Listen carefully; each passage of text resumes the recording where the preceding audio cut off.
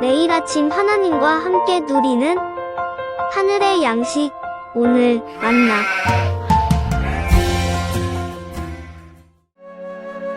느부갓네살 왕은 천하에 거주하는 모든 백성들과 나라들과 각 언어를 말하는 자들에게 조서를 내리노라.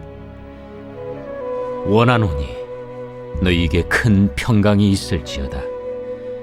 지극히 높으신 하나님이 내게 행하신 이적과 놀라운 일을 내가 알게 하기를 즐겨하노라. 참으로 크도다 그의 이적이여, 참으로 능하도다 그의 놀라운 일이여. 그의 나라는 영원한 나라요, 그의 통치는 대대에 이르리로다. 나 느부갓네살이 내 집에 편히 있으며 내 궁에서 평강할 때 한 꿈을 꾸고 그로 말미암아 두려워하였으니 곧 내 침상에서 생각하는 것과 머릿속으로 받은 환상으로 말미암아 번민하였었노라. 이러므로 내가 명령을 내려 바벨론의 모든 지혜자들을 내 앞으로 불러다가 그 꿈의 해석을 내게 알게 하라 하였더라. 그때 박수와 술객과 갈대아 술사와 점쟁이가 들어왔으므로 내가 그 꿈을 그들에게 말하였으나 그들이 그 해석을 내게 알려주지 못하였느니라. 그 후에 다니엘이 내 앞에 들어왔으니 그는 내 신의 이름을 따라 벨드사살이라 이름한 자요, 그의 안에는 거룩한 신들의 영이 있는 자라. 내가 그에게 꿈을 말하여 이르되, 박수장 벨드사살아, 내 안에는 거룩한 신들의 영이 있은즉 어떤 은밀한 것이라도 내게는 어려울 것이 없는 줄을 내가 아노니 내 꿈에 본 환상의 해석을 내게 말하라. 내가 침상에서 나의 머릿속으로 받은 환상이 이러하니라.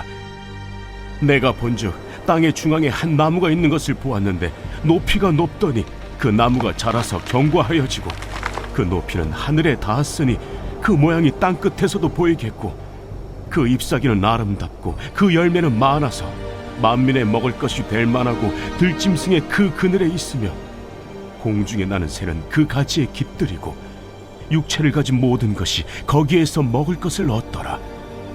내가 침상에서 머릿속으로 받은 환상 가운데 또 본즉 한 순찰자, 한 거룩한 자가 하늘에서 내려왔는데 그가 소리질러 이처럼 이르기를, 그 나무를 베고 그 가지를 자르고 그 잎사귀를 떨고 그 열매를 해치고 짐승들을 그 아래에서 떠나게 하고 새들을 그 가지에서 쫓아내라.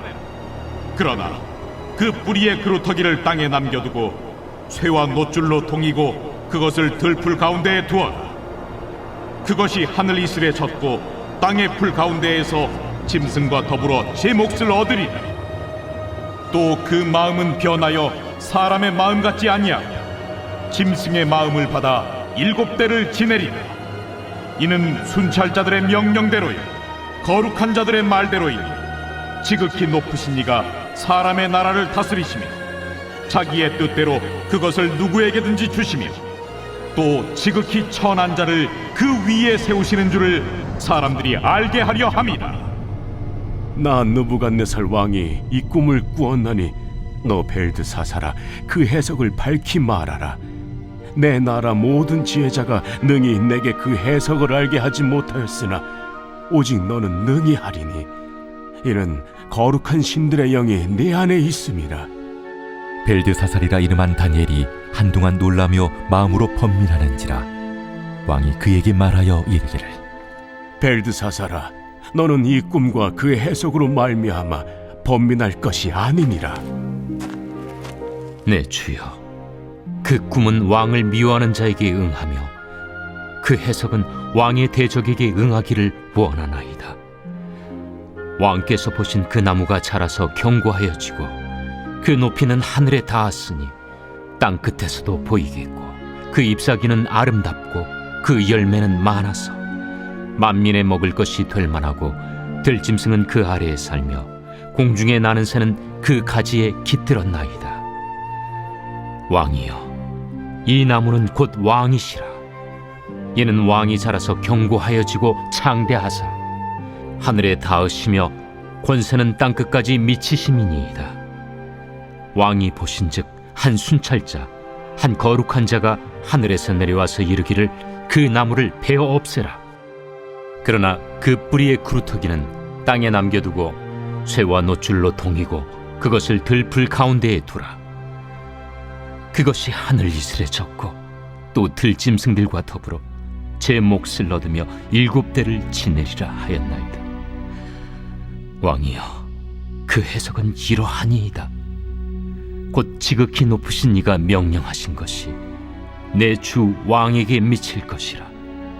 왕이 사람에게서 쫓겨나서 들짐승과 함께 살며 소처럼 풀을 먹으며 하늘 이슬에 젖을 것이요 이와 같이 7대를 지낼 것이라. 그때 지극히 높으신 이가 사람의 나라를 다스리시며 자기의 뜻대로 그것을 누구에게든지 주시는 줄을 아시리이다. 또 그들이 그 나무 뿌리에 그루터기를 남겨두라 하였은즉 하나님이 다스리는 줄을 왕이 깨달은 후에야 왕의 나라가 견고하리이다. 그런즉 왕이여, 내가 아뢰는 것을 받으시고 공의를 행함으로 죄를 사하고 가난한 자를 긍휼히 여김으로 죄악을 사하소서. 느부갓네살과 다니엘 그리고 세 믿음의 사람들의 이야기가 계속되고 있습니다. 다니엘과 세 사람의 숭고한 신앙은 바벨론에서의 드라마틱한 이야기로 전개되고 있습니다. 첫 번째 꾼 꿈이 있었죠. 느부갓네살은 당시 너무 괴로워할 정도로 신경이 쓰이는 꿈이었습니다. 그런데 지금 두 번째 꿈을 꾸고 이 역시 특별한 뜻이 있는 꿈이라 생각하고 있습니다. 또 직전에는 믿음의 사람 3명이 풀무불에 들어갔는데 전혀 다치지 않았고 3명이 들어갔으나 4명이 있게 되는 기이한 장면을 경험하게 됩니다. 이제 느부갓네살은 다니엘과 세 친구를 통해 나타난 하나님의 역사를 감탄하고 있습니다. 지극히 높으신 하나님이라 부르고 내게 행하신 이적과 놀라운 일이라고 말합니다. 그리고 이것을 알리는 것을 즐겨한다 말하고 있죠. 놀랍게도 지금 느부갓네살은 모든 사람에게 하나님과 그 행하신 일을 알리고 있습니다.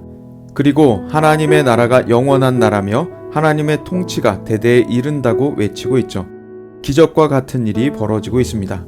느부갓네살은 다니엘을 신뢰하고 있습니다. 이전에 모든 사람이 못했던 꿈을 맞추고 해석했기에 그렇죠. 그래서 다니엘에게는 거룩한 신들의 영이 있다고 생각하고 있습니다. 그리고 이번에도 평범하지 않은 꿈을 다니엘에게 말하고 해석을 요청하고 있죠. 그 꿈은 이렇습니다. 나무가 자라 견고해지고 하늘에 닿는 큰 나무가 됩니다. 잎사귀와 열매는 아름답고 많아 먹을 것이 많고요. 짐승에게는 그늘을 제공하고 날짐승은 가지에 깃들어 휴식처를 제공합니다. 모든 육체가 그 나무에게서 음식을 먹게 됩니다. 그런데 하늘에서 한 순찰자가 내려와 나무를 베고 열매와 잎사귀를 떨어뜨리고 짐승들을 쫓아냅니다. 그런데 그루터기는 남겨두고 7년을 지내게 되죠. 그 꿈 이야기를 듣고 다니엘은 한동안 놀랐습니다. 왜냐하면 왕의 앞날에 괴로움이 찾아올 것이기 때문이었죠. 자라는 나무는 현재 바벨론과 느부갓네살을 상징하죠. 높은 권력, 다른 나라를 다스리는 막강함입니다. 그런데 한 순찰자가 하늘에서 내려오는 것은 하나님께서 행하시는 것이죠. 그가 벤 것은 느부갓네살이고 쫓겨날 것을 암시합니다. 그루터기가 남은 것은 느부갓네살의 통치가 아예 끝난 것이 아니라는 말이죠. 하나님께서 남겨두셨다라는 이야기입니다. 들짐승, 소와 같이 먹고 지내게 될 것을 말합니다. 그런데 이 일을 통해 하나님께서는 느부갓네살을 깨닫게 하실 거라고 하죠. 사람의 나라를 다스리는 하나님, 자기 뜻대로 권력을 누구에게든지 주시는 하나님을 깨닫게 하시는 것입니다. 바벨론을 포함해 모든 나라를 다스리시는 분이 하나님이신 것을 알리는 것입니다. 그리고 하나님의 뜻대로 국가의 통치를 사람에게 주시는 분이시다. 모든 왕 위에 계시는 하나님이시다 라고 하는 것을 알려주고 있습니다. 느부갓네살이 이것을 깨달은 후에 왕의 나라가 견고해진다고 다니엘은 해석하게 되죠. 그래서 다니엘은 왕에게 마지막으로 제안을 합니다. 공의를 행하며 가난한 자를 긍휼히 여김으로 죄악을 사하라고 하는 것이죠. 오늘 다니엘서에 나타난 하나님은 다니엘과 3명의 믿음의 사람을 통해 존재를 드러내시는 분이십니다. 그래서 우리가 생각할 수 있는 것은 이스라엘의 역사가 망한 것이 아니라 하나님이 옮기신 것이다 라고 우리는 생각할 수 있습니다. 이스라엘은 바벨론의 포로로 잡혀갔습니다. 누가 봐도 망한 국가의 모습인데 하나님의 시각은 그렇지 않았습니다. 하나님은 느부갓네살에게 보이시고 이를 통해 바벨론 전역에 드러내셨죠. 바벨론의 영향권 아래에 있는 모든 사람에게 하나님을 보이십니다. 하나님의 일하심은 인류 역사에 이와 같이 나타나곤 합니다. 사람의 생각과 다르고 사람의 생각을 뛰어넘으시죠. 사도행전에서 사울은 스데반이 죽은 것을 마땅히 여기며 교회를 거세게 박해합니다. 그리스도인들은 박해를 피해 온 지역으로 흩어지게 되죠. 어떤 사람들은 이제 망했구나 생각했을지도 모릅니다.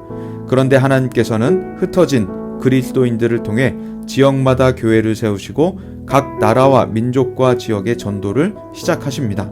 이것이 하나님께서 행하시는 독특한 방식입니다.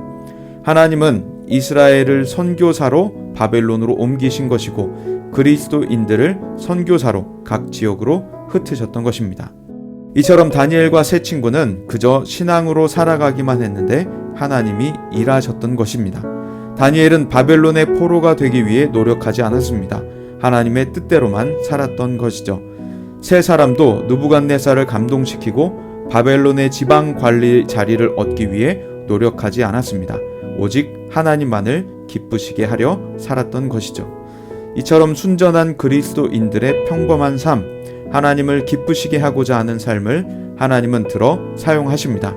인간의 어떤 의도나 노력이 나타나지 않았습니다. 하나님께서 그들을 높이신 것이었죠.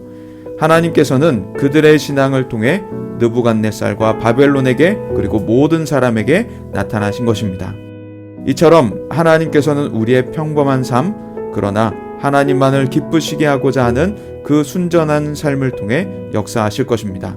하나님의 큰 일인 구원의 일들, 하나님의 이름이 전파되는 일들을 행하실 것입니다. 오늘은 우리의 거룩한 안식의 날 주일입니다. 우리의 평범한 교회로 오고 가는 길, 예배 드리는 일, 그리고 세일의 두드림 기도의 참석과 같은 신앙에 하나님은 특별한 역사를 일으키실 것입니다. 그 일로 우리 가정에 하나님의 영광이 비춰지고 우리 회사에 그리고 우리 주변 사람에게 하나님의 영광이 비춰질 수 있기를 소망합니다. 평범한 우리의 일상 속에 하나님의 특별한 역사가 나타나 우리 삶을 통해 하나님이 높아지실 수 있기를 간절히 소망합니다.